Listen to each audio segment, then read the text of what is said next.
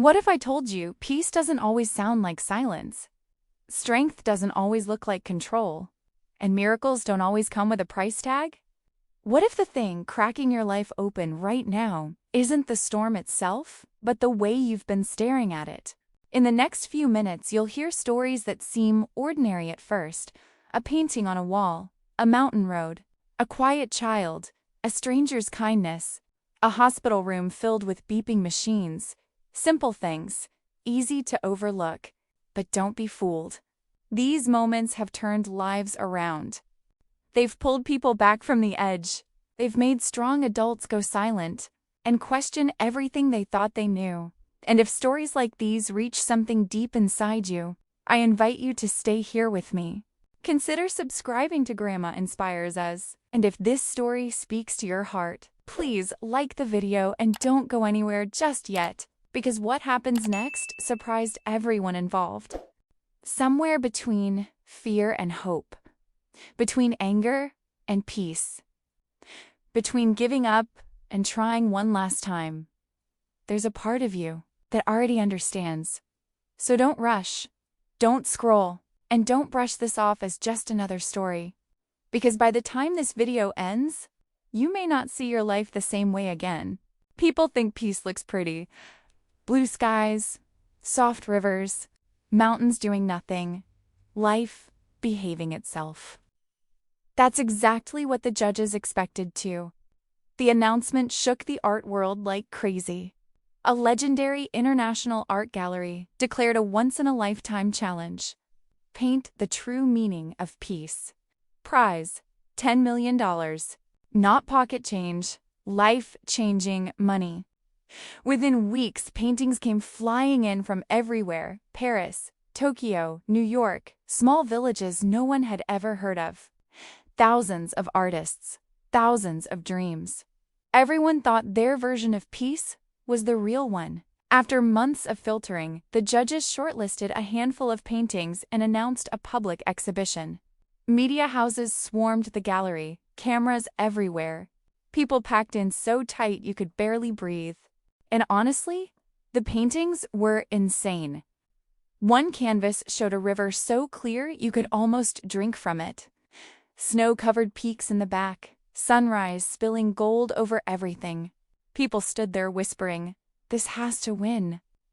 Another painting had a lake under a full moon, water smooth as glass, stars scattered like diamonds, the reflection so clean it felt unreal.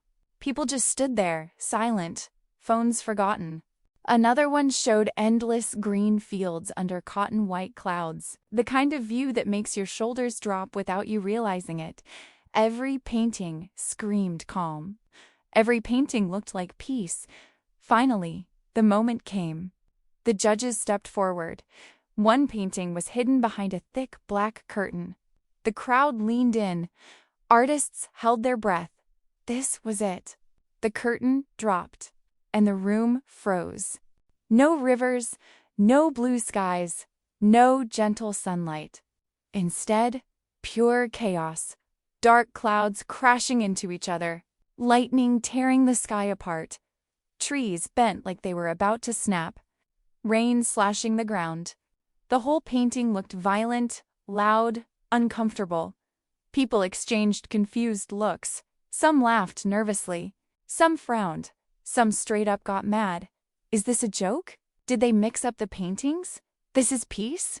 A few artists stepped forward, clearly irritated. One of them muttered, "This doesn't even make sense." The gallery owner didn't argue. He didn't explain. He just smiled a little and said, "Look closer. Don't rush it."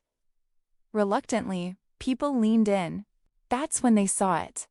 Hidden deep inside the storm was a small, broken-looking house. Nothing fancy. Just standing there, somehow still upright. And inside that house, one tiny window glowing faintly. In that window stood a man, not screaming, not running, not panicking, just standing there, calm. No fear on his face, no tension in his body. There was even the hint of a smile, like the storm outside didn't own him, like it couldn't touch what was happening inside. The noise in the gallery slowly died. That's when it hit everyone hard. Peace isn't when life shuts up. Peace isn't when problems take a day off. Peace is when the world is losing its mind. And you're not. The judges didn't choose the prettiest painting. They chose the truest one. Because calm scenery is easy to paint. But inner calm? That's rare. The gallery owner finally spoke again. Anyone can feel peaceful when everything is perfect. But real peace is staying steady when everything is falling apart. Some people nodded, some swallowed hard, some artists quietly looked away, realizing something uncomfortable. The storm painting won. And that night, many people didn't just leave the gallery with photos. They left questioning their own lives. Because suddenly, peace didn't look like a place anymore. It looked like a choice. But here's the scary part. What if the storm isn't outside you, but inside your own head? And what if the next story proves that your own voice might be the reason your life keeps hitting back? Ever yelled at life and felt like it yelled right back? That's pretty much how this story starts. One cold morning, a dad and his little boy were hiking up a steep mountain trail. The father knew the route by heart. Sharp turns, loose rocks, that one spot where the ground dipped a little too suddenly. He'd walked that path for years. But for the boy, it was all new, all adventure. The air was crisp, birds were losing their minds, and the mountain echoed every sound like it had its own giant microphone. They were almost near the top when it happened. The boy tripped. His knee slammed into a rock, and the pain hit like lightning. He screamed without thinking, and the mountain screamed back, The kid froze. Eyes wide, he looked around, heart pounding. "Who's that?" he yelled. "Who's that?" came the same voice, bouncing back from the cliffs. The kid panicked, gripping his dad's hand. "Dad, someone's copying me!" The father chuckled softly, already guessing what was going on. "Try saying something else," he said. The kid frowned, then shouted, "I hate you!" The echo shot back, "I hate you!" And now the boy looked scared and offended. "Hey, he said it back. Why's he being mean?" His dad smiled. "Okay, champ, one last time. Say this loud." The boy took a breath and yelled, "I love you!" And again, the mountain replied, "I love you!" This time, the kid froze for a whole different reason. His face softened. "Wait, what?" The father kneeled down beside him and said, "That, my boy, is called an echo. The mountain doesn't love or hate you. It only gives back what you send out."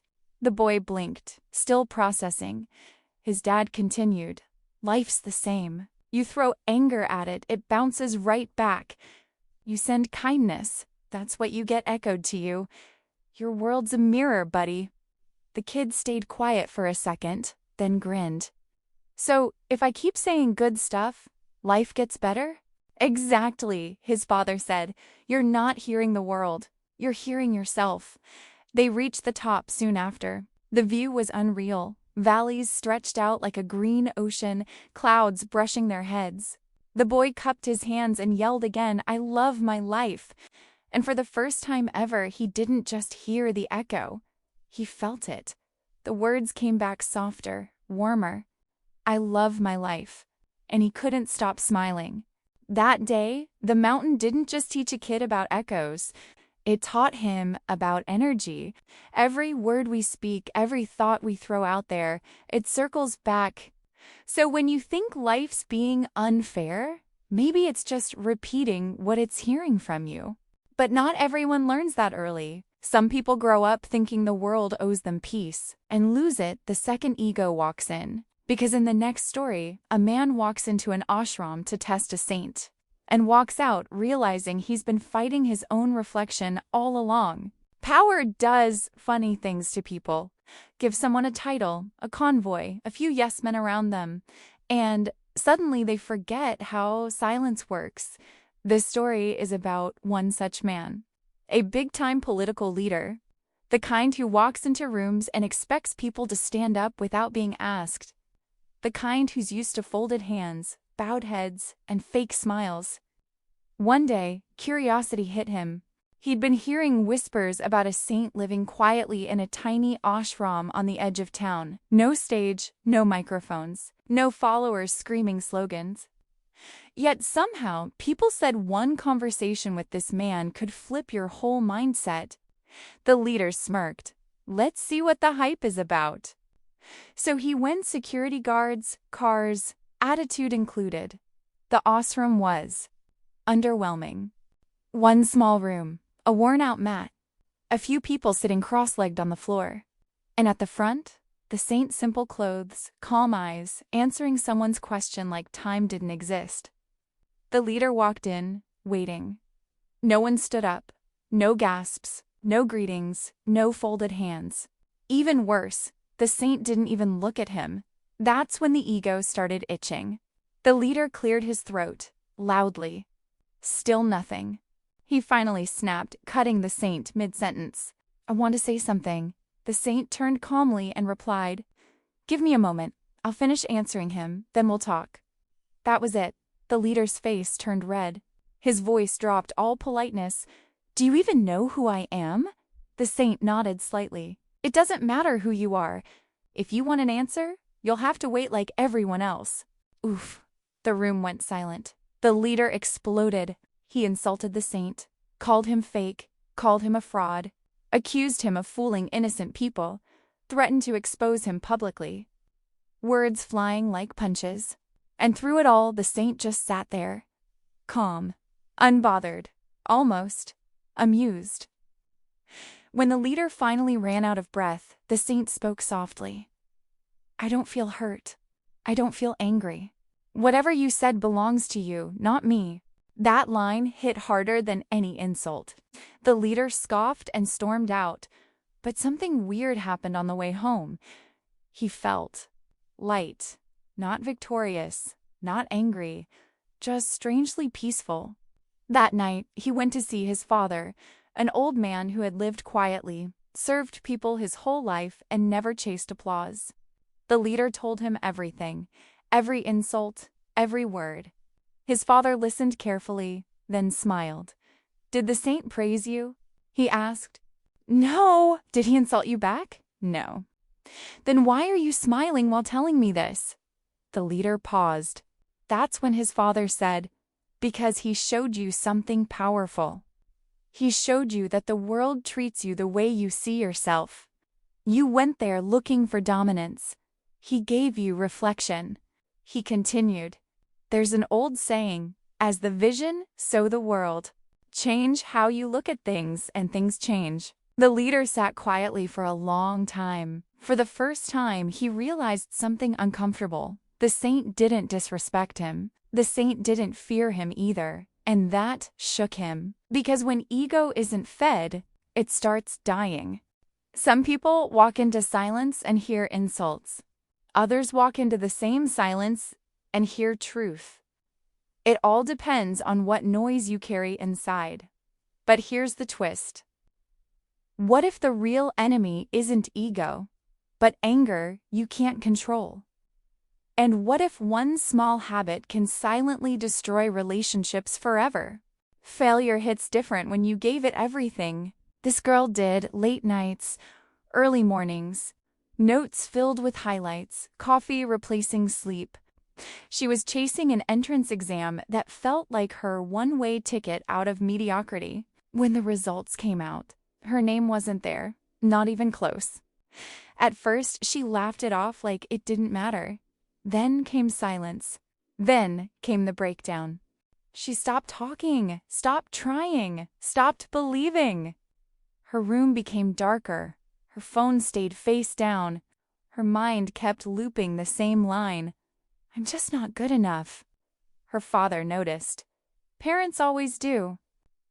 One evening, instead of a lecture, he said, Come to the kitchen. I want to show you something. She rolled her eyes but followed. He placed 3 bowls on the stove and filled them with water.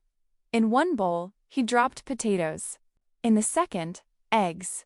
In the third, coffee beans. He turned on the heat. Minutes passed. Steam filled the kitchen. The girl crossed her arms. What is this supposed to prove? Just wait, he said.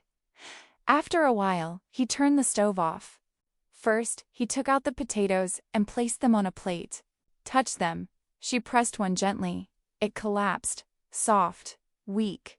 Next, he cracked an egg. The inside was solid now, hard.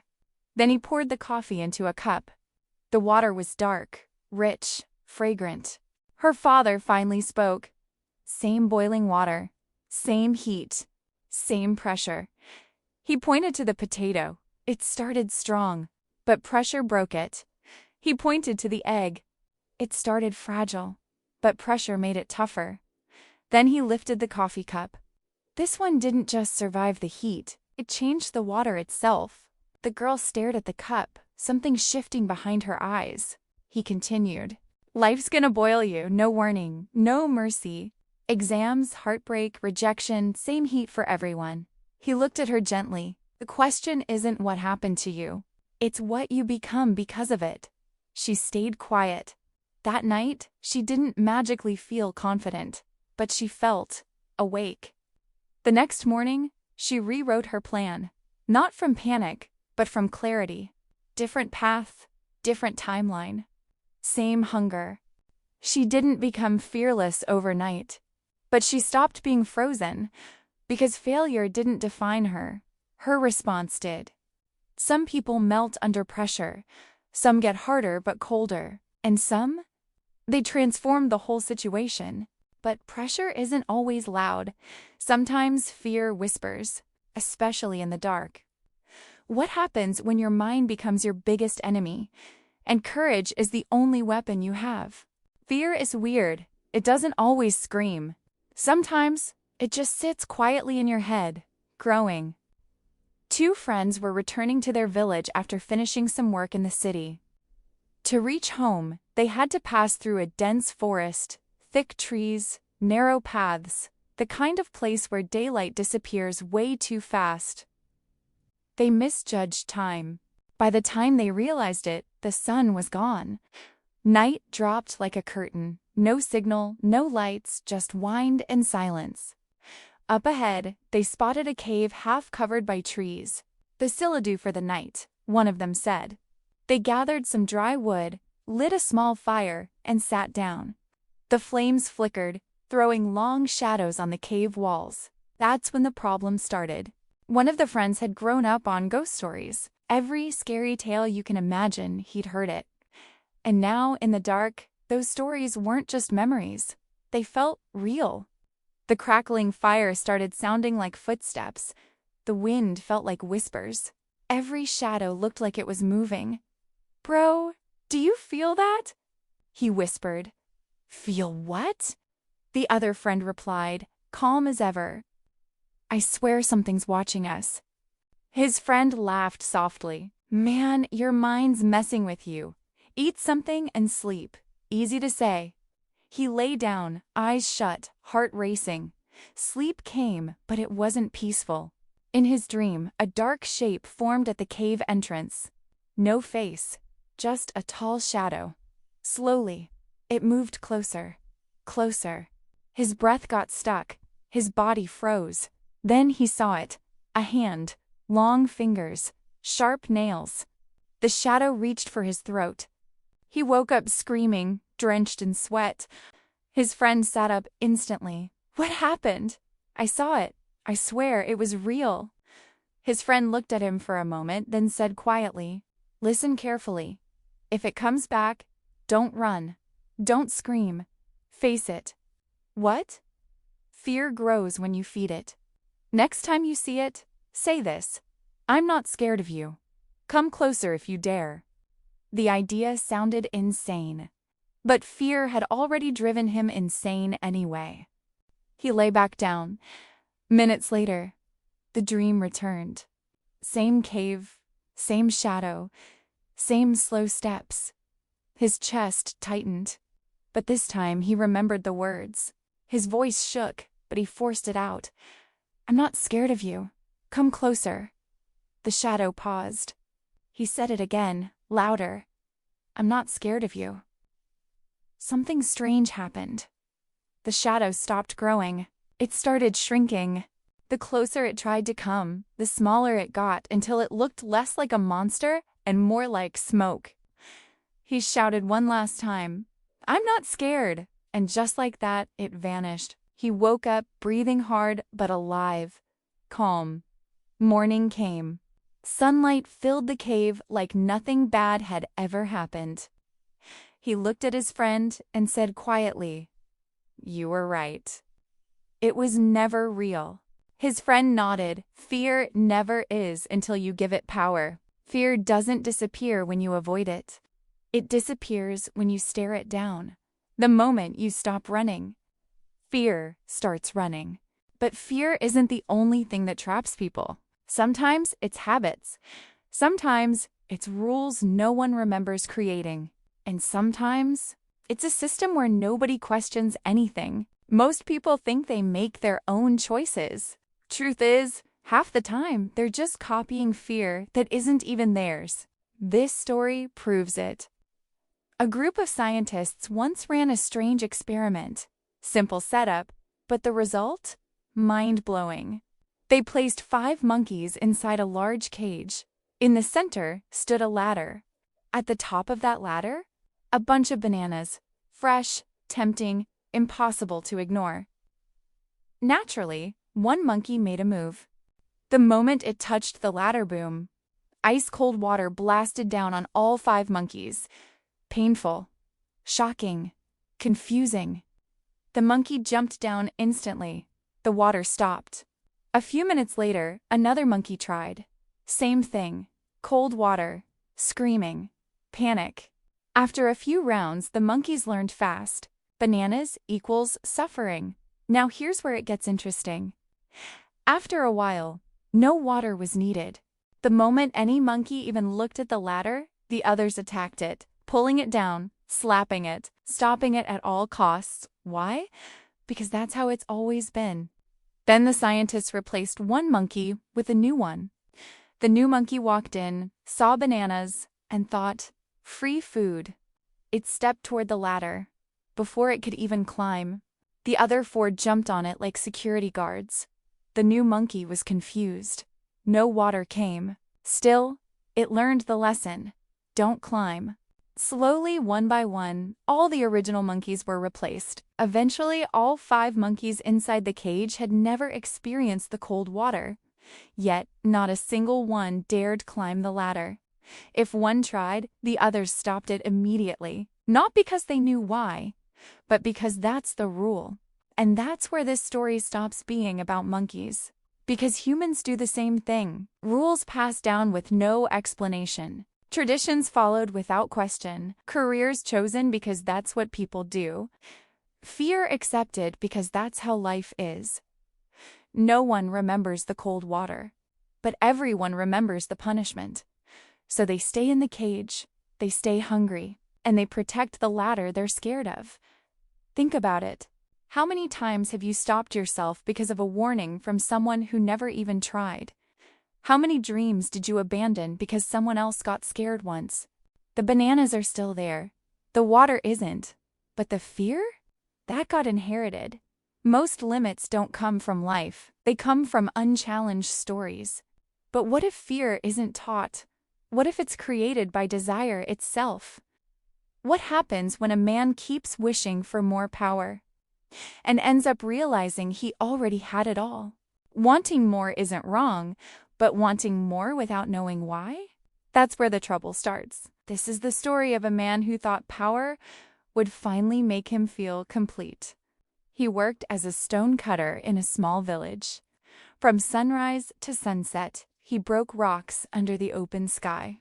The work was hard, but his life was simple. Food on the table, family at night, sleep without stress. One evening while walking home, a thought slipped into his mind. Is this really all my life is? The question stuck. That night, he fell asleep with frustration buzzing in his head. And then, the dream began. In the dream, he saw a massive mansion on the hill. Shiny gates, big balconies, guards at the door. He whispered, "Man, if this house was mine." Boom. Suddenly, it was his. He walked inside, marble floors, soft beds, servants everywhere. His chest swelled with pride, but the happiness didn't last long. Outside, a loud rally passed by, people shouting, cars, flags, cameras. A powerful politician stood on top of a vehicle, waving like a king. Everyone bowed. The man felt small again. If I had that kind of power, he thought, no one would ignore me. Instantly, he became that politician. Crowds followed him, people chanted his name. Security surrounded him. He felt untouchable until the heat hit. Sweat poured. Lights burned his eyes. His head spun. He collapsed. As he fell, one thought flashed through his mind. I'm powerful, but still weak. Then he looked up at the sky. The sun blazed, unstoppable. If I were the sun, he thought, nothing could overpower me. And just like that, he became the sun. He burned bright, ruled the sky, everything bowed to his heat, until dark clouds rolled in. They blocked his light. His power disappeared. Frustrated, he thought, fine, I'll become the clouds. He turned into massive storm clouds, filling the sky. But then came the wind. A wild force tore him apart, pushing him wherever it wanted. Angry now, he shouted, enough! I'll become the wind itself. As wind, he felt unstoppable until he crashed into something that didn't move. A mountain. No matter how hard he blew, the mountain stood still. Breathing heavy, he whispered, then I'll become the mountain. He became strong, solid, immovable, until he felt pain. Sharp sound. Crack. A stone cutter stood there, hammer in hand, chipping away at him. Pain jolted him awake. He sat up in his bed, sweating. He looked at his hands. Rough, strong, real, stone cutter hands. That's when it hit him. The whole time. The most powerful thing he'd feared was himself. He laughed quietly. All that chasing, all that changing, and the answer was standing there every day holding a hammer. Power doesn't come from becoming something else. It comes from understanding who you already are. But power alone doesn't save people. Sometimes hope does. What happens when one man can't move, but his words still manage to change someone's entire world? Hope can come from the strangest places. Sometimes, from someone who has nothing left for themselves. Two men shared a hospital room. Same white walls, same beeping machines, same smell of medicine and silence. But their conditions were very different. One man was completely paralyzed from the neck down, couldn't move, couldn't sit up, could barely speak. Every day, he asked the nurses the same thing. Is there anything? Anything at all that can just end this? Living felt heavier than dying. The other man could move. Not freely, but enough to sit near the window for a few minutes every afternoon. That window was the only opening in the room, the only connection to the outside world. Every day, when the nurse helped him sit by the window, he would start talking. Not small talk, stories. Today the sky's crazy blue, he'd say. White clouds floating like they don't have a care in the world. The paralyzed man would listen quietly. Down there, the man by the window continued. There's a park. Kids are running around. One of them just fell, got up laughing like nothing happened. Slowly, something shifted. The paralyzed man stopped asking for death every day. He started waiting for the afternoon, waiting for the stories. Some days, the man described couples walking hand in hand. Some days, a beach nearby, waves crashing, people eating ice cream. Some days, street musicians, birds flying, sunlight dancing on water. Each word painted a world inside that hospital room. The paralyzed man began to imagine it all. He smiled rarely at first, then more often. One morning, the bed beside him was empty. The nurse avoided eye contact. He passed away last night, she said gently. The room felt colder. The stories were gone. Days passed. The paralyzed man sank again, but this time, curiosity burned stronger than despair. "I want to see it," he told the nurse.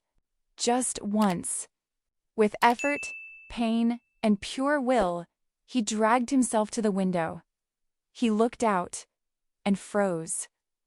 There was no park, no beach, no musicians, just a tall, ugly concrete wall. Rage exploded inside him. He shouted for the nurse. When she came, he demanded, "Why did he lie to me?" The nurse's eyes softened. "He was blind," she said quietly. "He couldn't see anything outside." The words landed heavy. "Then why?" His voice broke. "Why did he say all that?" She paused. "Because he wanted you to live." Silence swallowed the room. Everything made sense now. The stories, the color, the hope. That man had nothing to see. Yet he gave someone else a reason to hold on. Some people give money, some give advice, and some give hope. Even when they're hurting more than you, words are powerful. They can break someone, or they can pull someone back from the edge. But what if hope doesn't come from stories? What if it comes from belief so strong it creates miracles? What happens when a tiny girl walks into a shop and changes a life with nothing but faith? Miracles don't always come loud. Sometimes they walk in quietly. Holding a broken piggy bank, a small girl stood inside a medical store, barely tall enough to see over the counter. The shop was crowded, phones ringing, customers arguing about prices, the pharmacist rushing around like time was chasing him. She waited and waited. No one noticed her. Her fingers tightened around the clay piggy bank in her hands. After a while, patience ran out. She lifted it and slammed it gently but loud enough on the counter. Thud. The shop went silent. The pharmacist turned, annoyed at first, then confused. "Yes? What do you need?" The girl looked up, eyes steady. "I want to buy a miracle." The pharmacist blinked. "A what?" "A miracle," she repeated, serious as anything. "My brother needs one." Some people chuckled. Others shook their heads. The pharmacist sighed. "Little one, we don't sell miracles here." Her lips trembled for half a second, but then she lifted the piggy bank again. "I have money," she said. "You tell me how much." A man standing nearby had been watching quietly, well-dressed, calm, observant. He crouched down to her level. "What happened to your brother?" he asked gently. The girl took a breath. "He got really sick. Mommy cries when she thinks I'm asleep. Daddy keeps saying doctors need more money. I heard them say only a miracle can save him." She pushed the piggy bank forward. "So, I came." The man smiled softly. "Let's see what kind of miracle your money can buy." He asked her to open the piggy bank. She turned it upside down. Coins spilled everywhere. Small ones, old ones, some almost smooth from use. She counted carefully. 29, she said. That's all." The man nodded. "That's exactly the price," he said. "Not a coin more." The pharmacist stared. The people around went quiet. The man picked up the coins, then said, "Take me to your parents." That night, a surgery happened that shouldn't have been possible. Doctors were called in, machines were arranged, doors were closed. Days later, the girl's brother sat up in bed, weak but alive. The parents couldn't stop asking the same question. How did this happen? That's when they found out. The man from the shop wasn't just a stranger. He was a top specialist, one of the best, someone who could have charged millions. He took nothing, just 29 coins. When the mother finally asked him why, he said simply, "Because your daughter believed before anyone else did." Faith isn't loud. It doesn't argue. It doesn't explain itself. It just shows up and tries. But belief alone isn't enough when anger takes over. What happens when rage controls a child? And one simple lesson changes her forever. Anger doesn't announce itself. It sneaks in, acts like it's helping, and before you know it, it's driving. This story is about a boy everyone had labeled problematic. Teachers complained. Neighbors avoided him. His parents were exhausted. He wasn't bad. He was just angry. All the time. Small things triggered him. Someone bumped into him? Explosion. Someone laughed nearby? He assumed it was about him. Words came out sharp, reckless, damaging. And once they were out, there was no undo button. One afternoon, after another incident at school, his father didn't yell, didn't punish, didn't lecture. He just said, "Come with me." They walked to the backyard. The father handed him a small pouch and pointed at a wooden fence. "Every time you feel angry," he said, "hammer a nail into this fence." The boy scoffed. "That's it? That's it." The first day, the fence got destroyed. Nails everywhere. His arms hurt, sweat dripped, but every hit felt good. Like he was releasing something. Second day, fewer nails. Third day, even fewer. After a week, something weird happened. The boy felt anger rising, but paused. "Do I really want to walk all the way outside again?" he thought. Sometimes, the anger passed before he even touched the hammer. One evening, he ran to his father. "Today, I didn't use a single nail." The father nodded. "Good. Now, every day you control your anger, move one nail." That part felt easy, almost satisfying. Days passed. The fence slowly cleared. Finally, the last nail came out. The boy smiled wide. "I'm done." The father didn't smile back. He said quietly, "Look closer." The boy leaned in. The fence was full of holes, splintered wood, permanent damage. The father placed a hand on his shoulder. "This is what anger does. You can calm down later. You can apologize. But the damage stays." The boy's throat tightened. That night, he lay awake, replaying moments, faces he hurt, words he threw like knives. The next morning, something changed. He didn't become perfect. He didn't become silent, but he became aware. He started catching himself mid-sentence, breathing before reacting, choosing words, and slowly, people noticed. Anger didn't disappear, but it lost control. Anger feels powerful, but it's actually weak, because real strength is choosing restraint when chaos feels easier. But anger isn't the only thing that ruins lives quietly. Sometimes it's old habits, rules followed without thinking. What happens when people stop asking why and just obey? Rules feel safe. They tell you where to stand, what to do, what not to touch. But the scariest rules? The ones no one remembers creating. In a quiet town, there was a factory that had been running the same way for decades. Same shifts, same machines, same rules pinned to the notice board, yellowed with age. One rule stood out: never press the red button. No explanation. No warning sign. Just the rule. Every worker followed it without question. Old workers told new workers, "Don't touch it." New workers nodded like it was common sense. One day, a young technician joined the factory. Fresh mind, curious eyes. Not reckless, just observant. After a week, he noticed something odd. The red button wasn't connected to any active machine, no wires running out, no system linked to it. During lunch, he asked an older worker, "Why can't we press the red button?" The man shrugged. "Because we're not supposed to." "But what happens if we do?" "No idea. It's always been like that." That answer didn't sit right. A few days later, the technician asked the supervisor.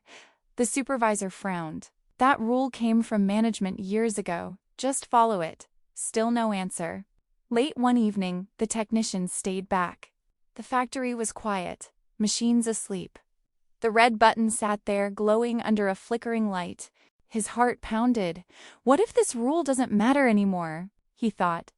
He checked safety systems, power lines, emergency controls. Everything was clear. Finally, he pressed it. Nothing exploded, no alarms, no chaos. Instead, a small screen turned on. A message appeared. System reset available. Turns out, years ago, the button was installed to restart outdated systems. But after one incident, Long-forgotten management banned its use instead of explaining it. Over time, the reason disappeared, the rule stayed. The technician reported it, the factory upgraded, efficiency doubled, breakdowns reduced, and the most shocking part? No one had ever questioned it before. Most rules start for a reason, but when the reason dies, the rule can become a cage. Think about your life. Who told you that's not a stable career? People like us don't do that. This is just how it works. Did they explain why, or did they just repeat what they were told? But questioning rules is one thing. Questioning your own worth is another. What happens when someone feels so small? They wish to become something else, anything else. Feeling small is dangerous. Not because it hurts, but because it convinces you that becoming someone else will fix everything. This is about a man who fell into that trap. He lived in a crowded city, worked a regular job, paid bills on time, smiled at the right moments. From the outside, his life looked fine. But inside, he felt invisible. Every day on his commute, he watched people he thought were bigger than him bosses. Influencers, rich guys stepping out of shiny cars. And every time, the same thought punched him in the chest. If I were like them, I'd matter. One night, exhausted and frustrated, he whispered to the ceiling, "I don't want this life. I want more. I want to be powerful." Sleep took him fast, and then the dream started. In the dream, he stood on a stage under blinding lights. Thousands of people cheered his name. Every word he spoke made headlines. Every decision changed lives. He felt electric. But the moment the crowd faded, silence swallowed him again. Then he saw a billionaire, untouchable, calm, respected. If I had that kind of money, he thought, I'd never feel insecure again. Instantly, he became rich. Private jets, mansions, control. But peace? Still missing. Next, he noticed how even billionaires bowed to time, illness, nature. So he thought bigger. If I were beyond humans, nothing could threaten me. He became the ocean vast, deep, unstoppable. Ships crossed him. Storms disturbed him. He became the storm loud, feared. But storms fade. He became fire, then wind, and mountains. Each form came with power and loneliness. No one could stand beside him. No one could understand him. And that's when the realization hit him harder than fear. Power without connection felt empty. He screamed into the void. "Then what am I missing?" Silence answered. And in that silence, memories flooded back, helping his younger sibling with homework, laughing with friends over cheap food, being needed, not admired. The dreams shattered. He woke up with tears on his face. Morning light filled his room. Nothing had changed on the outside. Same walls, same job, same city. But something inside clicked. He didn't need to be everything. He needed to be present. That day, he stopped comparing, stopped chasing other people's definitions of success, stopped shrinking himself just because someone else looked bigger. He focused on what he could control, his effort, his honesty, his growth. Slowly, life didn't get louder. It got clearer. Trying to become everything makes you lose yourself. Accepting who you are, that's where real power starts. But even self-acceptance doesn't come easy when life traps you physically, and hope is the only thing keeping you alive. What happens when someone who can't move teaches someone else how to live? In a quiet village surrounded by fields and narrow, dusty roads lived a young boy named Kabir. He was sharp, curious, and full of potential, but there was one struggle that followed him everywhere. Kabir could not focus. His mind never stayed in one place. It leaped from thought to thought, like a bird that refused to sit on a branch for more than a second. Whenever Kabir opened a book, his eyes would scan the words, but his thoughts would drift elsewhere. A sound outside, a game he wanted to play, or a message on his phone was enough to pull him away. Even when he promised himself he would concentrate, His attention slipped through his fingers before he realized it. Kabir's father noticed this pattern growing stronger each day. One evening, after watching his son abandon his studies yet again, he sat beside him and spoke gently. "My son," he said, "your mind is powerful, but right now it runs without direction. A mind without discipline is like a horse without reins. It doesn't matter how strong it is, it will take you wherever it wants, not where you need to go." Kabir listened, nodded, and forgot those words by the next morning.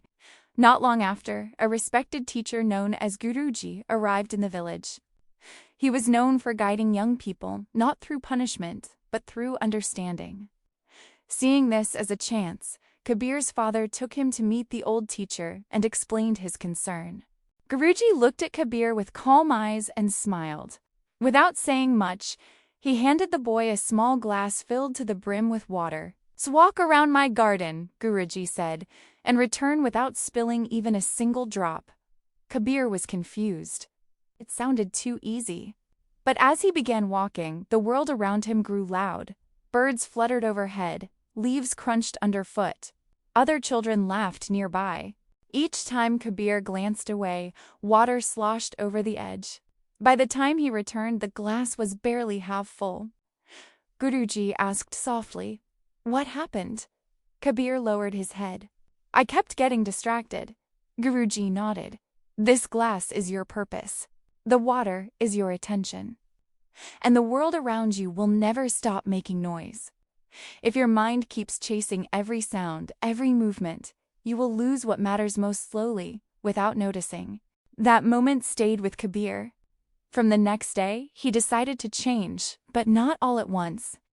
He began with small promises, waking up at the same time each morning, keeping his phone away while studying, finishing one task before jumping to another. Each morning, he spent a few quiet minutes simply watching his breath, learning to bring his wandering mind back again and again. It wasn't easy. His thoughts still wandered, but this time, he noticed him gently pulled them back. Days turned into weeks, weeks into months. Slowly, something shifted. Kabir could sit longer. He understood lessons faster. His memory sharpened. Confidence replaced frustration. 1 year later, a national-level academic competition was announced. The challenges were difficult, and time was limited. Many students panicked under pressure. Kabir didn't. He faced each problem the same way he had learned to hold the glass, steady, focused, one moment at a time. When the results were announced, Kabir stood at the top. The village celebrated. Guruji smiled quietly. Kabir understood then that success hadn't come from talent alone, it came from mastering his attention. From that day on, Kabir was known not as the smartest boy in the village, but as the one who learned to control his mind. And here's the truth. If even a small part of the story stirred something inside you, don't ignore it. Inspiration fades when it's not acted upon. Like this video, share it with someone who needs this reminder. And stay with us, because the next story might reveal the one habit that silently decides whether your future slips away or finally stays in your hands. And the question is, what will you choose to focus on next? The moral of this story is simple but powerful. Talent means nothing without focus. The world will always be noisy, full of distractions pulling your attention in every direction. If you allow your mind to chase everything, you slowly lose what matters most, your growth and your potential. Discipline is not about forcing the mind. It is about training it gently, one moment at a time. When you learn to control your attention, even ordinary effort becomes extraordinary. Success does not come from intelligence alone, but from the ability to stay present, patient, and consistent despite distractions.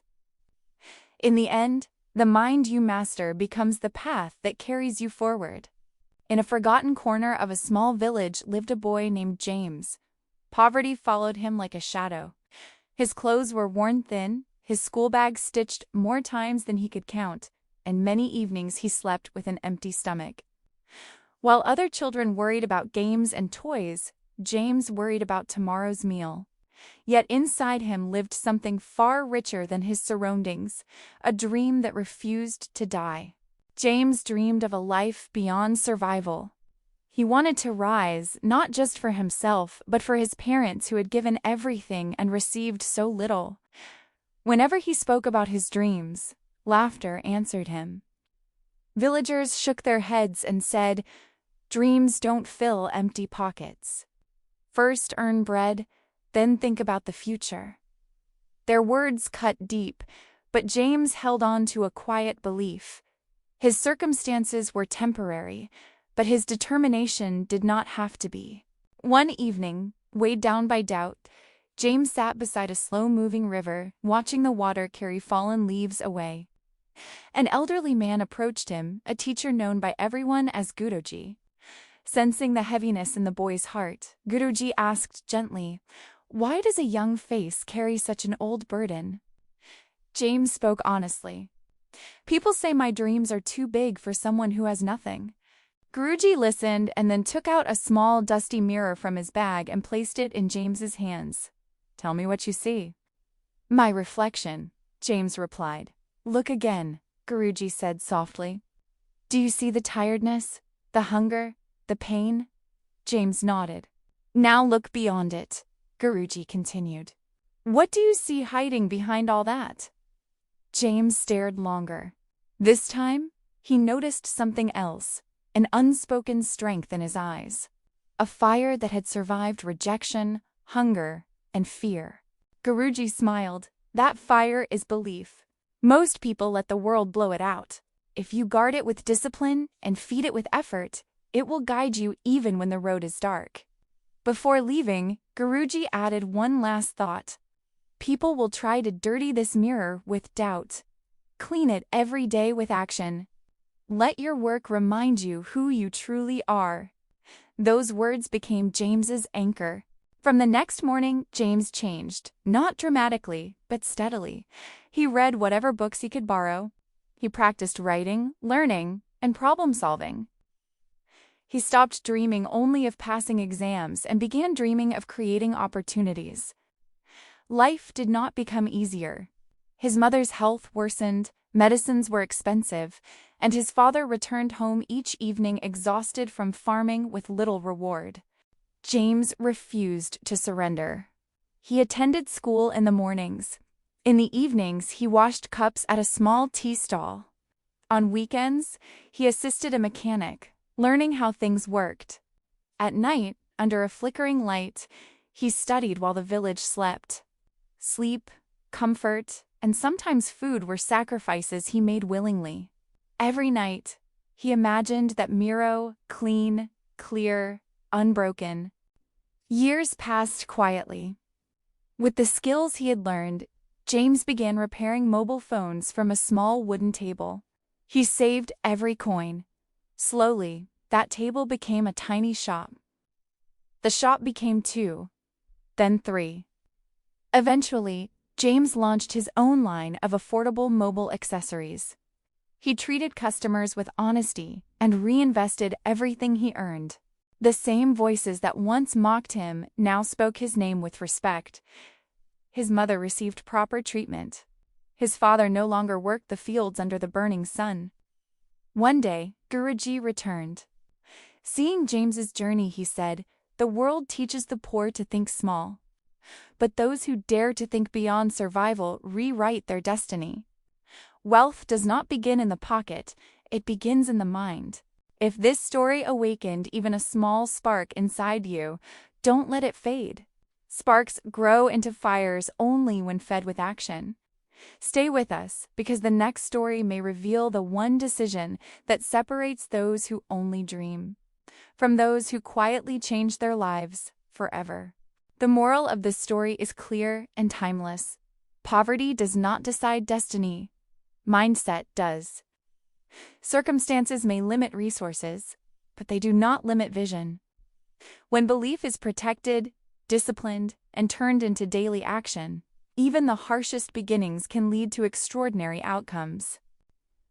Dreams alone are not enough.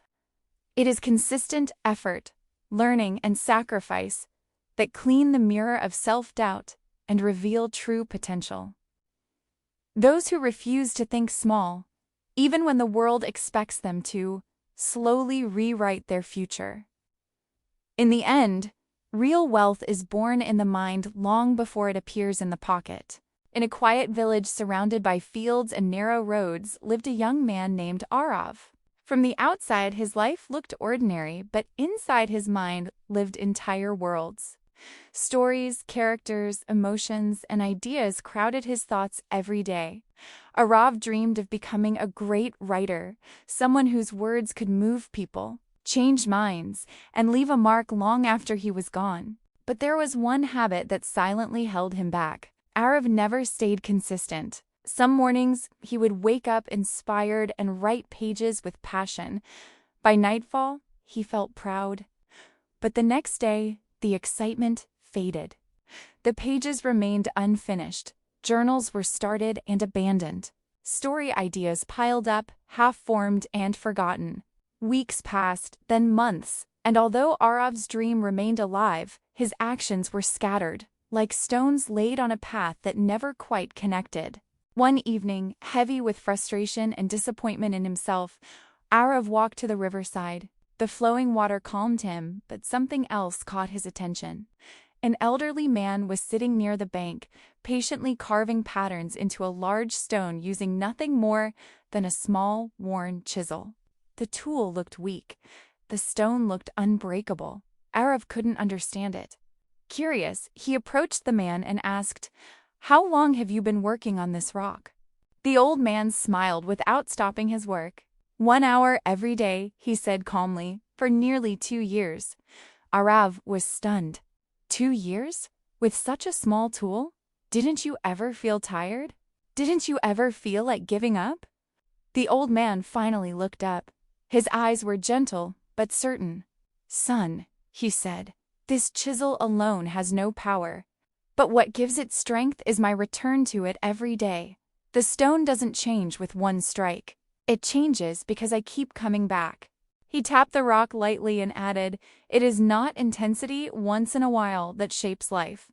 It is consistency over time." Those words stayed with Arav long after he left the riverbank. That night, instead of making another big promise to himself, Arav made a small one. He would write just 1 page a day. Not 10, not a chapter. Just 1 page, no matter how tired, distracted, or uninspired he felt. The first few days were easy, motivation was high, ideas flowed freely, but soon resistance appeared. Some days his mind felt empty, other days doubt whispered, "This won't matter."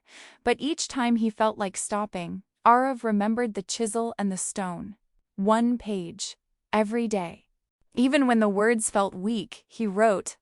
Even when he didn't feel like a writer, he showed up. Slowly, days became weeks. Weeks became months. Pages stacked up quietly, without celebration. 100 pages, then 200, then more. One morning, Arav looked at his desk and realized something had changed. What once felt impossible now sat in front of him, a completed manuscript. His first book. But the journey didn't end there. When Arav sent his work to publishers, rejection letters arrived. Old fears returned, telling him he wasn't good enough. But something inside him was different now. He didn't quit. He kept writing. Another page, another story, another submission. 2 years of steady effort later, one of his books was accepted. Soon after, readers began to connect with his words. Arav wasn't known for sudden success, he was known for persistence. And here's the truth this story leaves us with. Success isn't built by what you do when motivation is high. It's built by what you do when motivation disappears. Like water shaping valleys or a chisel carving stone, your small daily actions are quietly deciding your future. If this story stirred something inside you, don't ignore it. Stay with us because the next story might reveal the one habit that separates people who keep dreaming from those who finally finish what they start. The moral of this story is simple and powerful. Dreams grow through consistency, not bursts of motivation. Talent, ideas, and inspiration matter, but they mean little without daily commitment. What truly shapes success is the willingness to show up even on uninspired days. Big goals are not achieved through occasional effort, but through small actions repeated patiently over time. Like a chisel shaping stone or water carving a valley, steady discipline quietly creates results that sudden intensity never can. In the end, the habit you practice every day becomes the future you live tomorrow. Life doesn't become peaceful when problems disappear. It becomes peaceful when you learn how to stand calm inside the chaos. Every story proves one thing. What you send out, fear, anger, belief, hope, comes back to you. Anger leaves scars. Fear grows when you run from it. Blind habits keep you trapped, and chasing power without understanding yourself leaves you empty. But when you face fear, control anger, question limits, and believe like a child, life starts responding differently. You don't need perfect conditions. You don't need approval. And you don't need miracles from the outside. The real change begins the moment you choose courage over comfort and belief over doubt. Because in the end, the world doesn't change first.